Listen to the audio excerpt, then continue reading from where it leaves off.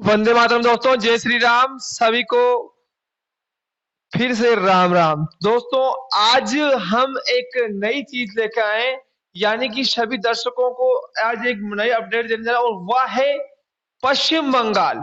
पश्चिम बंगाल से एक दिल दहला देने वाली ऐसी घटना आई है जिसमें करीब 10-12 लोगों की जिंदा जलने से मौत हो गई है और कई लोग घायल हो गए हैं। और ये भयावह स्थिति पश्चिम बंगाल की ममता सरकार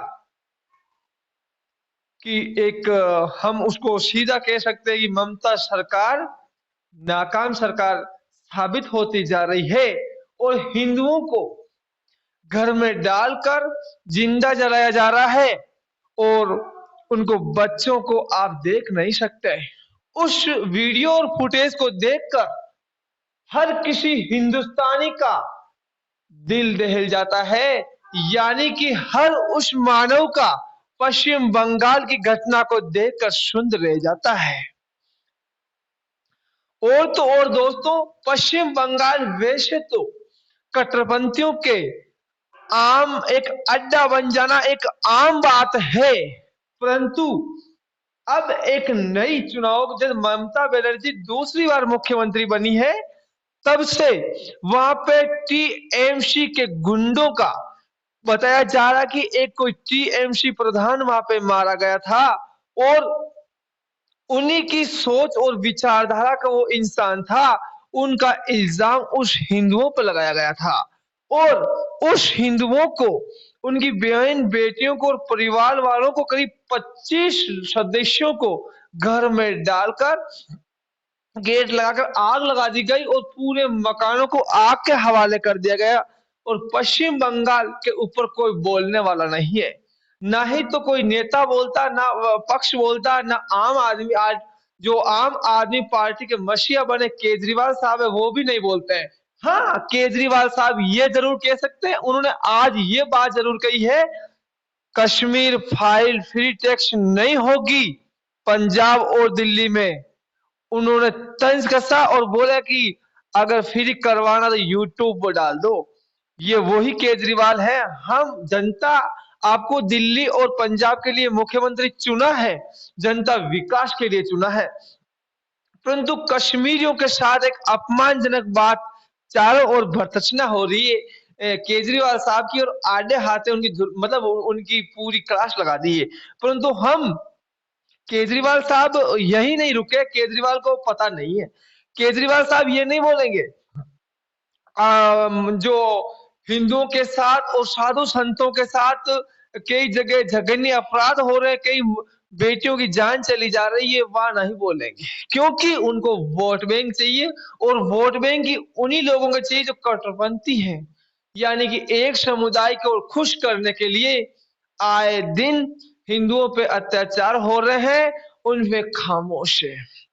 ममता बनर्जी एक दूसरी बात बता रहे दर्शकों। जो ममता बनर्जी का एक बयान आया है, ममता बनर्जी बोल रही है राजस्थान के अंदर और यूपी के अंदर, आप समझ रहे हैं ये बात को। ममता बनर्जी एक बात बोल रही है कि राजस्थान और यूपी के अंदर कई ऐसे कांड हो रहे हैं, कई हाल। मैडम, आप ये उदाहरण तो दे रही हो, परंतु थोड़ा सोच लो, ये मुख्यमंत्री की कुर्सी है, ये चंद दिनों की मेहमान है, आप बार बार मुख्यमंत्री नहीं बनेगी। क्योंकि आपको पता है जब अयोध्या के अंदर वो 1992 में मुख्यमंत्री थे मुलायम सिंह यादव, उन्होंने गोलियां चलवाई थी साधु संतों और कार सेवकों, तो आज बुढ़ी अवस्था के अंदर उनकी हालत वो है कि 2 रोटी खाना नहीं मिलता उनको, उनका बेटा भी उसका मान सम्मान नहीं करता है।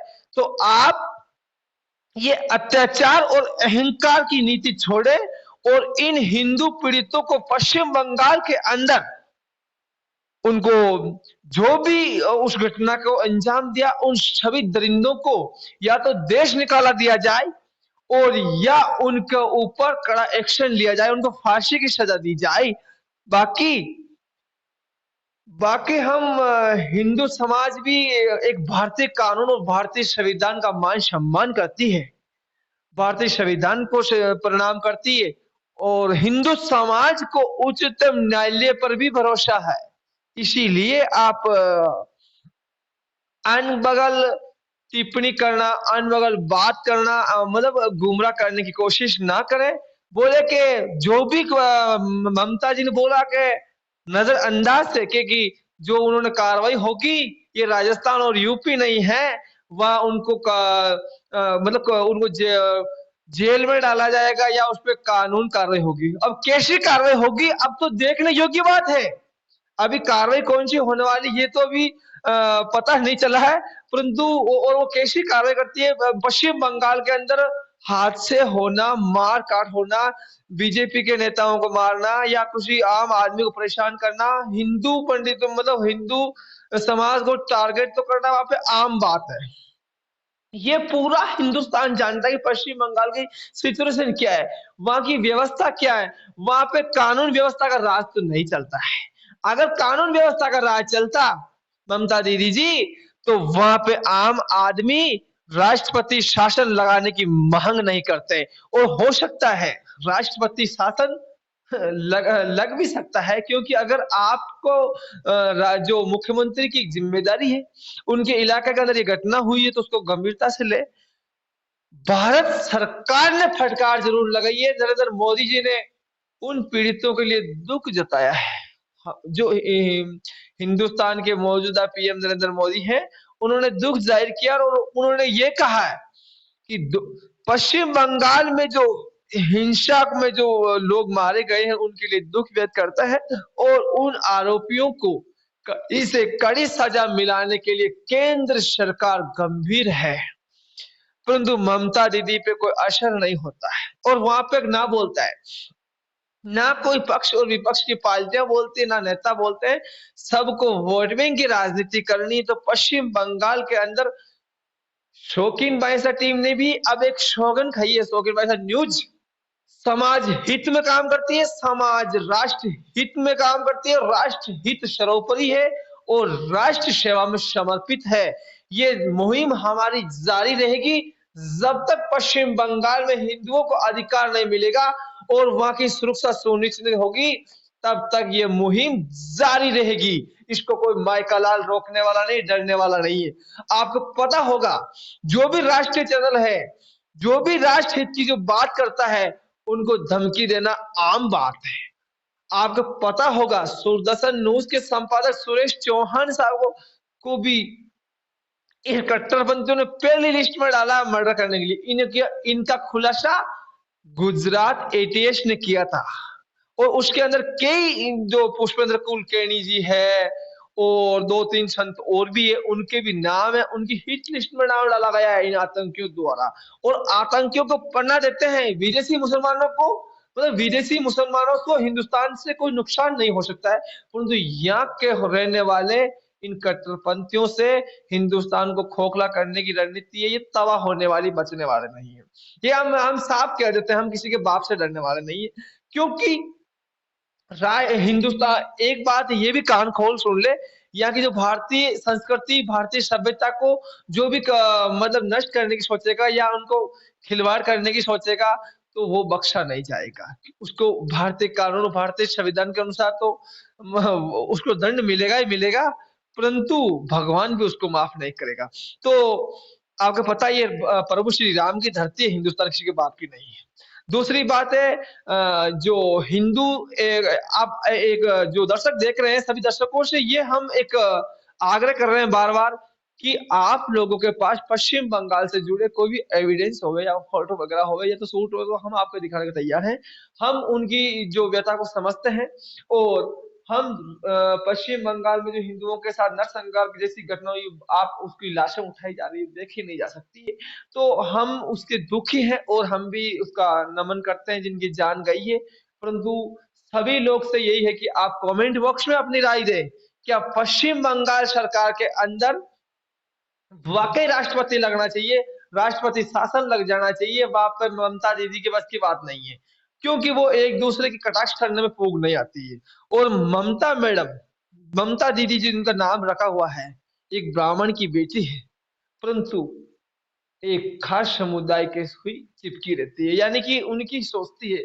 और जबकि एक बंगाल की जो पवित्र धरा है, पश्चिम जहाँ माँ कालका माता का निवास होता है, वहां की धरती के अंदर हिंदू परिवारों को मारना आम बात है, पर ममता जी की आंख नहीं खुलती है और वो अपनी गद्दी तोड़ने में मस्त रहती है। तो ऐसे में वहां पर कोई बोलने वाला नहीं। तो वहां पे अधिकारियों को और केंद्र सरकार ने फटकार लगाई, तभी तभी वहां पे वो कुछ लोग आज मतलब कार्रवाई के नाम पे कुछ अमली जामा पहनाया जा रहा है, परंतु देखते हैं आगे क्या होता है। पश्चिम बंगाल में फिलहाल तो जो वहां पे रहना सुरक्षित नहीं है। क्यों? और दर्शकों एक बात हम आपको बता देते हैं, पश्चिम बंगाल में जो भी है ना, जो एक कट्टरपंथी है, इस्लामिक आईएस एजेंडे से जुड़े हुए हैं, वो विदेशी टुकड़े पे पड़ते हैं, वो विदेशी ताकत पे भरोसा करते हैं, वो हिंदुस्तान को नुकसान पहुंचाने की योजना बनाते हैं और भारतीय फौज के ऊपर सवाल पूछते हैं। और जो देश का प्रधानमंत्री हो या राष्ट्रपति उसका सम्मान ना करता हो, तो इसकी स्थिति देख के योग्य नहीं है। और उनकी मानसिकता समझने की जनता को जरूरत नहीं है, जनता सब जानती है। तो दर्शकों फिलहाल यही कह देते हैं कि पश्चिम बंगाल के अंदर भयावह स्थिति से जो निपटा है, तो पश्चिम बंगाल के अंदर एक ऐसी विकट परिस्थिति है कि वहां पे अब कुछ हिंदुओं को रहना नागवार है। आपको पता होगा पश्चिम बंगाल की जो मुख्यमंत्री साहिबा है, उससे अच्छी तो शेख हसीना जी है, जो बांग्लादेश की है।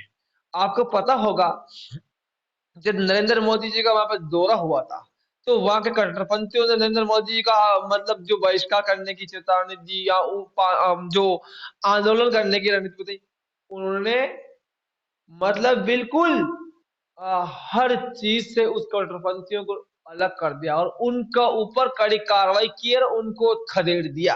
तो और एक बात, आज पाकिस्तान के जो प्रधानमंत्री इमरान खान साहब है, उन्होंने भी एक बार ट्वीट कर दिया और उन्होंने भी बोल दिया है कि जो मुस्लिम कट्टरपंथी सोच है, उनको उनकी समाज को ये खुद ही मतलब बदनाम कर रहे, तो इसमें तो हमारा और आपका कोई कसूर नहीं है।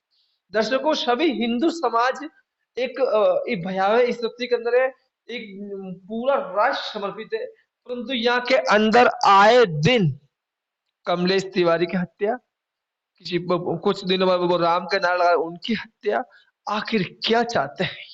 मरना सभी को है, कोई जल्दी जाता है, कोई लेट जाता है। हम ये भी जानते हैं, जो मुस्लिम समाज का है वो 5 टाइम नमाज पढ़ेगा तो ही मोक्ष होगा। जो हिंदू बेटा है वो 2 टाइम आरती करेगा या पूजा पाठ करेगा तो ही उसका मोक्ष प्राप्ति होगी। तो ऐसी मानसिकता रखने वाले लोगों के लिए क्या कहना चाहिए दर्शकों? जरूर आपकी राय कमेंट बॉक्स में बताएं। आपका सुझाव भी आप जो आपका रख सकते हैं। तो फिलहाल जिस किसी के पास, भाई के पास अच्छा कोई दुख भरी दास्तां है, राष्ट्र हित के लिए, समाज हित के लिए, जनता हित के लिए, सर्वोपरि शौकीन बाईसा टीम आपकी सेवा में समर्पित है।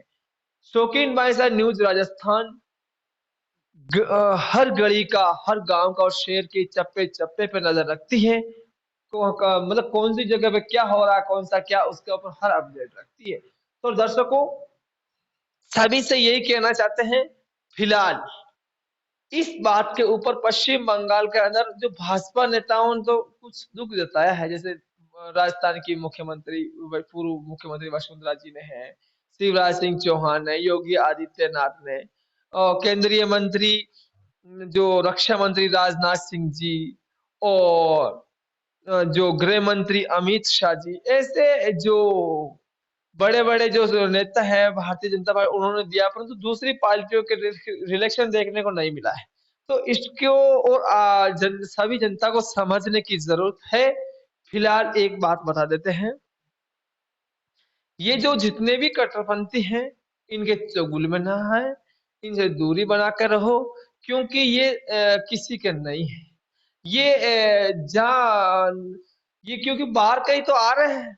पश्चिम बंगाल में लड़ाई इस चीज की हो रही है दर्शकों, पश्चिम बंगाल में घुसपैठिए हैं और उस घुसपैठियों ने ही वहां पे हमला किया, उन घुसपैठियों ने आगजनी की जिसी से हमारे हिंदू भाइयों की हत्या हुई है। तो दर्शकों, तो आप लोगों से हम चाहते हैं इजाजत, और तब तक के लिए वंदे मातरम, जय श्री राम, नमस्ते। शौकीन भाई सा टीम, आप देख रहे लाइव अपडेट शौकीन भाई सा टीम, कैमरामैन जोगेश्वर कालू सिंह रावत राजपूत के साथ मैं जोगेश्वर शौकीन रावत राजपूत, आपकी सेवा में समर्पित। हम अब जल्दी आपका दूसरा इलेक्शन जो एपिसोड लेकर आ रहे हैं, तो आपकी राय और आपकी जो भी कोई आपकी जो बात है आप जरूर रख सकते हैं। फिलहाल के लिए हमें दीजिए इजाजत। वंदे मातरम, जय श्री राम।